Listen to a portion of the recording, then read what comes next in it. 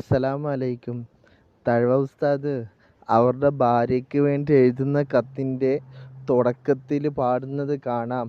കതകടക്കാതെ ഉറങ്ങരുതേ നീ നോക്കാതെ, ഞാനത് റെഡിക്കടച്ചെന്നുറപ്പ് പലരും നിനക്ക് തന്നാലും, സകലതും അടഞ്ഞ് കണ്ടാലും.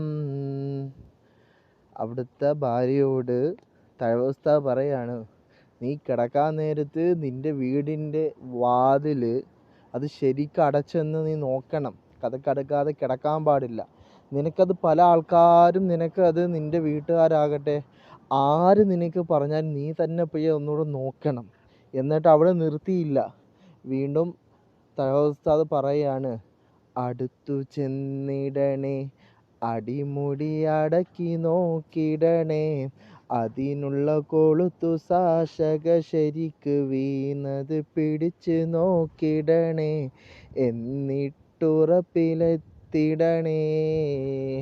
അതായത് അടച്ചത് മാത്രമല്ല, നീ വീണ്ടും അത് പോയി ഒന്നും കൂടെ പോയി നോക്കണം. ഏത് അതിൻ്റെ കൊളുത്തുകളും മറ്റും എല്ലാം കറക്റ്റായിട്ട് അടച്ചിട്ടുണ്ടോ പൂട്ടിട്ടിട്ടുണ്ടോ എന്ന് നോക്കണമെന്ന് തഴവ ഉസ്താദ് അവരുടെ ഭാര്യയ്ക്കെത്തിയ കത്തിൽ ആദ്യമായിട്ട് പറയുന്നത് ഈ വരികളാണ്. ദുആ വസിയത്തോടെ അസ്സലാമു അലൈക്കും.